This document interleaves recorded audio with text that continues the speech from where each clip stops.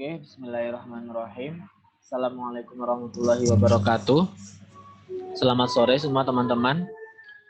Di sini kami dari kelompok 12, mata kuliah PBL Pelayanan Kefarmasian akan menjelaskan terkait kasus ketiga yang diberikan tugas oleh dosen. Kelompok kami beranggotakan yang pertama, Dian Resti, yang kedua, Farhanadi Prosadi, yang ketiga, Anggi Purwati Ningsih, yang keempat, Halisa Irba Salsabila, yang kelima, Arin Alfi Fatonia, dan yang keenam, Rosida Iriana. Jadi, kasus ketiga yang diberikan oleh dosen, kami merangkum pembahasannya menjadi 5 pokok bahasan. Yang pertama, terkait kelengkapan resep obat, yang kedua, dosis obat, yang ketiga, nyeri dan infeksi, yang keempat, permasalahan kasus dan penyelesaian kasus, dan yang kelima, penggalian informasi dan KIE. Kasus ketiga yaitu seorang pasien ingin menebus resep di apotik, namun uang yang dia bawa tidak cukup untuk menebus semua. Solusi apa yang bisa kita berikan sebagai tenaga apoteker bila uang yang dibawa oleh pasien hanya 70.000, sedangkan untuk harga obat yang akan dibeli yaitu Amoxan seharga 4.000 per kapsulnya, imbus sekitar harga 8.000 per tabletnya, dan Voltaren 8.000 per tabletnya.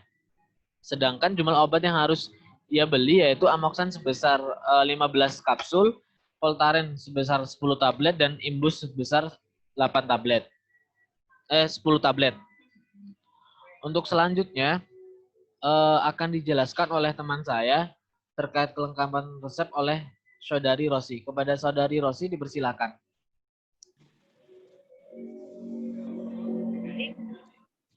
Di sini saya akan menjelaskan tentang kelengkapan resep. Yang pertama yaitu nama dokter,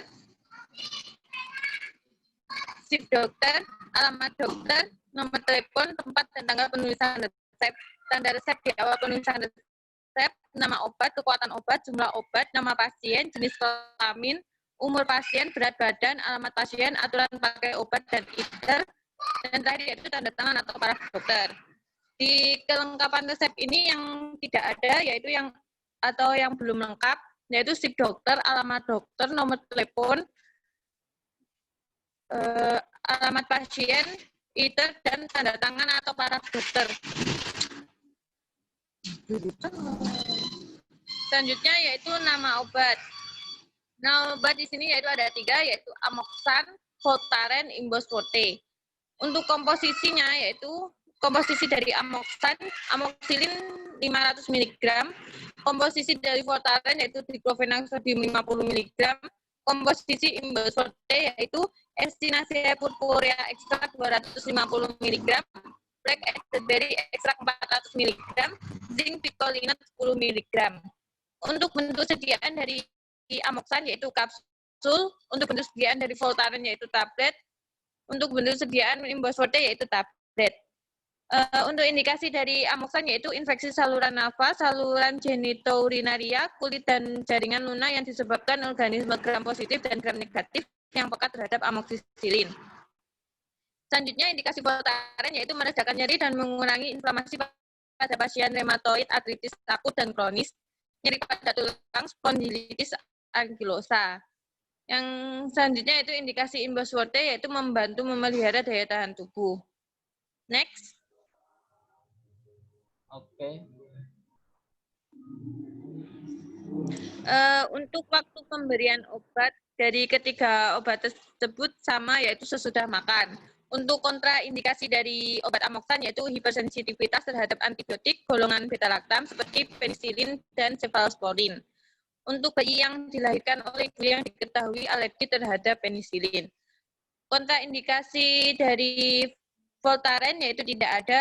Kontraindikasi dari Imbos Forte yaitu tidak boleh digunakan oleh penderita sklerosis multiple, penyakit kolagen, leukosis, tuberkulosis, AIDS, dan penyakit autoimun. Peringatan pada obat Amoxan yaitu alergi terhadap penisilin atau cefalosporin, gangguan ginjal, leukemia limfatik, ibu hamil dan menyusui. Peringatan untuk obat Voltaren yaitu memiliki riwayat penyakit atau faktor risiko gangguan kardiovaskuler, hipertensi, retensi cairan, gagal jantung, memiliki riwayat penyakit luka lambung atau usus, penyakit Crohn, gangguan fungsi hati, gangguan fungsi ginjal, asma, lansia, anak-anak, ibu hamil, dan menyusui, hipersensitivitas terhadap diklofenak. Untuk peringatan obat Imbos Forte, yaitu hentikan pemakaian jika terjadi reaksi alergi, tidak digunakan lebih dari 8 minggu, hindari penggunaan pada wanita hamil dan menyusui. Konsultasikan dengan dokter jika digunakan bersama obat lain. Efek samping dari amoksan, yaitu ruam, gangguan saluran pencernaan, mual, muntah, dan diare. Reaksi-reaksi hematologi. Untuk efek samping dari Voltaren, yaitu mual, muntah, perut kembung, sakit mah, pusing, sakit kepala, diare, tekanan darah meningkat. Untuk efek samping dari Imbos Forte, yaitu gangguan saluran cerna ringan dan reaksi alergi. Next.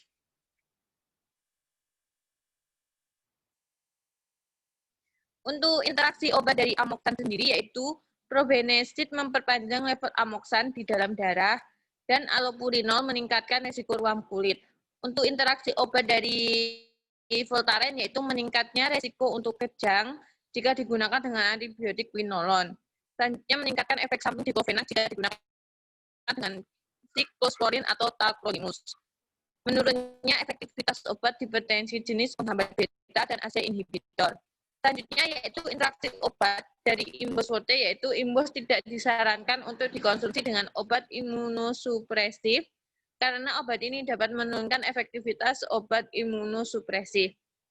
Kategori kehamilan untuk obat amoksan yaitu B, kategori kehamilan untuk Voltaren yaitu C, dan kategori kehamilan untuk Imbos Forte yaitu N atau belum dikategorikan.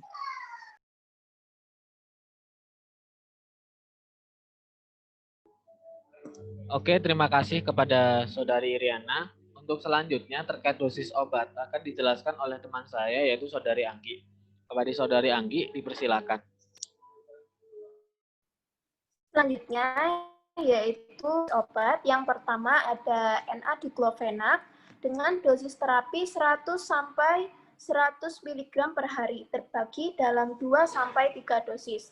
Dosis dalam resep yaitu 50 mg. Jadi obat ini dinilai sesuai dengan dosis dalam terapi. Aturan pakainya yaitu dikonsumsi ketika merasakan nyeri saja. Ada amoksan dengan dosis terapi 250 mg dalam 8 jam. Dosis dalam resep 500 mg, sehingga amoksan dinilai sesuai dengan dosis terapi. Dengan aturan pakai 3 kali sehari 1 tablet. Yang terakhir yaitu Imbos Forte dengan dosis terapi 1-3 tablet dalam 24 jam. Sedangkan dosis dalam resep yaitu 7 mg atau 1 tablet, sehingga Imbos dinilai sesuai dengan dosis terapi. Dengan aturan pakai 1 kali sehari 1 tablet. Oke, terima kasih kepada Saudari Anggi. Untuk selanjutnya akan dijelaskan oleh Saudari Dian. Kepada Saudari Dian, dipersilakan.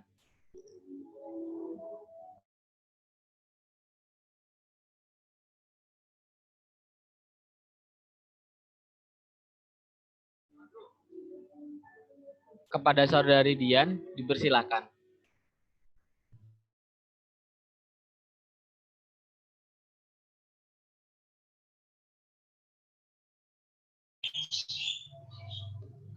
Yang berikutnya adalah nyeri dan infeksi. Nyeri adalah aktivitas sensorik dan emosional sebagai manifestasi dari proses patologis pada tubuh yang kemudian mempengaruhi saraf sensorik dan merusak jaringan. Reaksi ini menimbulkan rasa tidak nyaman, stres, bahkan derita yang dialami oleh pasien. Setiap orang pernah mengalami yang namanya nyeri. Nyeri terjadi karena adanya masalah pada tubuh. Bisa terjadi akibat cedera hingga pertanda dari suatu penyakit tertentu atau bisa jadi efek samping dari penyakit tertentu.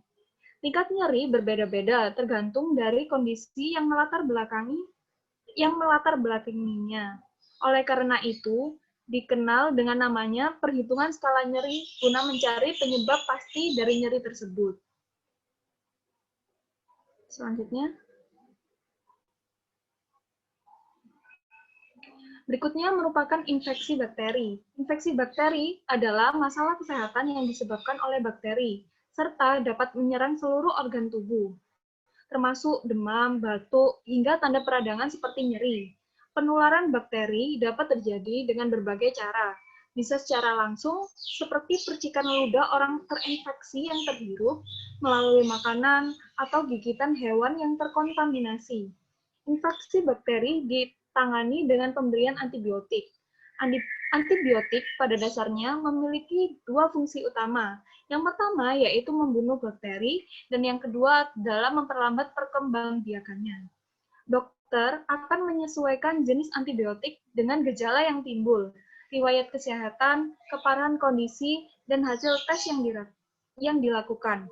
Pada resep, kita didapatkan amoksan. Amoksan mengandung bahan aktif yaitu amoksisilin. Amoksisilin pada kasus ini merupakan tergolong antibiotik yang berguna untuk menghambat pertumbuhan bakteri.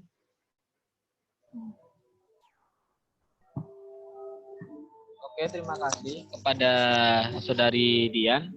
Untuk selanjutnya yaitu ke pembahasan yang inti yaitu terkait permasalahan kasus dan penyelesaian kasus akan dijelaskan oleh Saudari Arin.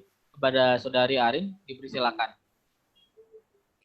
Ya, permasalahan kasus dari resep ketiga ini yaitu seorang pasien ingin menebus resep di apotek, tetapi ia hanya membawa uang sebesar Rp70.000 sehingga tidak cukup untuk menebus semua obat. Dengan rincian harga obat sebagai berikut. Yang pertama itu obat amoksan 500 mg, harga per kapsulnya yaitu Rp4.000. Untuk 15 kapsul yaitu Rp60.000. Obat Voltaren 50 mg, harga per tabnya yaitu Rp8.000. Jadi untuk 10 tab yaitu Rp80.000. Imbus Forte, harga per tabnya itu yaitu Rp8.000. Untuk 10 tabnya yaitu Rp80.000. Jadi total semua obat adalah Rp220.000.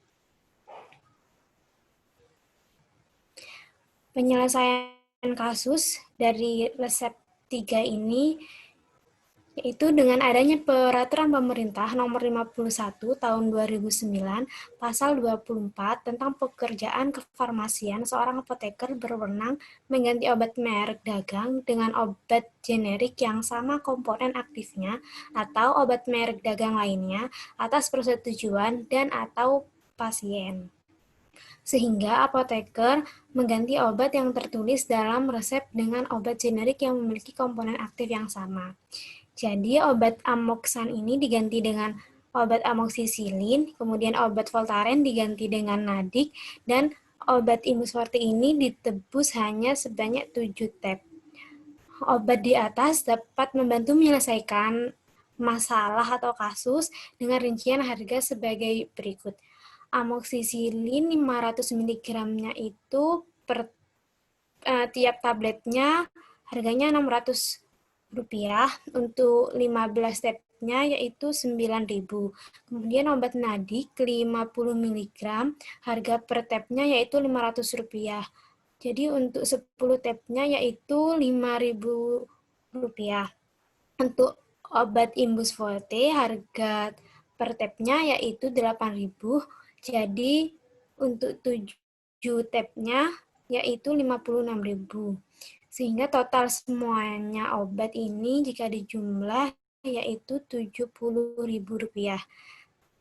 Jadi uang pasien dan rincian dari harga yang barusan saya jelaskan ini sesuai dengan uang pasien, yaitu sebesar Rp70.000. Oke, terima kasih kepada Saudari Arin. Untuk selanjutnya akan dijelaskan terkait kopi resep dan etiket resep oleh Saudari Anggi. Kepada Saudari Anggi, dipersilakan. Selanjutnya yaitu ada kopi resep dengan obat sesuai dengan solusi masalah yang telah dibahas. Yaitu ada amoksisilin 500 mg nomor 15 diambil 15 dengan signa 3 kali sehari 1 tablet.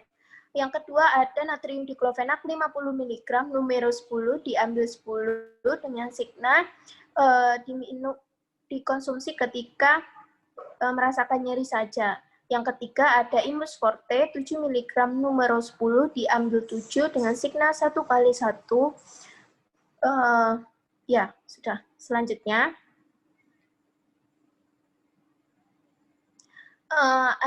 ada etiket resep. Yang pertama ada amoxicillin 500 mg, dituliskan 3 kali sehari 1 tablet dan harus dihabiskan.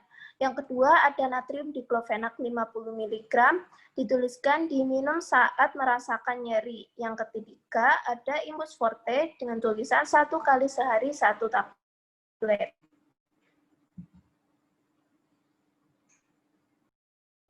Terima kasih kepada Saudari Anggi. Untuk selanjutnya akan dijelaskan oleh Saudari Halisa. Kepada Saudari Halisa, dipersilakan. Selanjutnya ada KIE dalam penyerahan obat kepada pasien. Nah, yang pertama ada nama obatnya yaitu amoxicillin, natrium diklofenak, dan Imbus Forte. Kegunaan obat atau outcome terapi yang diharapkan pada amoxicillin merupakan antibiotik, yaitu obat yang digunakan untuk mengobati berbagai macam infeksi bakteri pada saluran pernafasan, saluran kemih, dan kulit. Pada natrium diklofenak, yaitu sebagai antiinflamasi non-steroid untuk pereda nyeri, mengurangi gangguan inflamasi atau radang. Lalu pada Imbus Forte, yang merupakan vitamin dan suplemen, yaitu untuk meningkatkan daya tahan tubuh. Aturan pakainya pada amoxicillin 3 kali 1 hari 1 kapsul, pada natrium diklofenak, yaitu diminum jika terasa nyeri, pada Imbus Forte, yaitu 1 kali 1 hari 1 tablet. Waktu minum obat, pada ketiga obat, yaitu setelah makan, dan pada amoxicillin harus dihabiskan karena merupakan antibiotik. Cara pakainya ketiga obat ini yaitu diminum. Durasi penggunaan obat pada amoxicillin 5 hari, natrium diklofenak 4-5 hari, dan Imbus Forte 7 hari. Selanjutnya,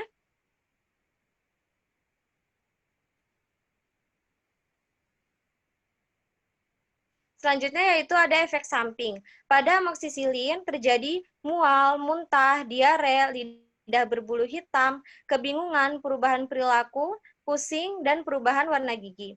Pada natrium diklofenak, efek sampingnya nyeri kram perut, sakit kepala, retensi cairan, diare, mual, konstipasi, flatulen, kelainan pada fungsi hati, indigesti, luka lambung, ruam, tinnitus, gangguan saluran pencernaan.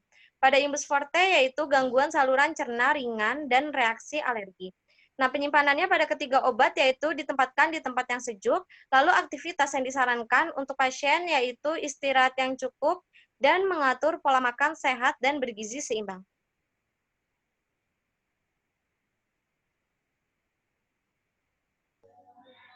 Terima kasih kepada Saudari Halisa dan teman-teman. Sekian presentasi dari kelompok kami. Jika penuh dengan kata-kata yang salah, kami mohon maaf sebesar-besarnya. Akhirul kalam, wallahu muwaffiq ila aqwamit thoriq. Wassalamualaikum warahmatullahi wabarakatuh.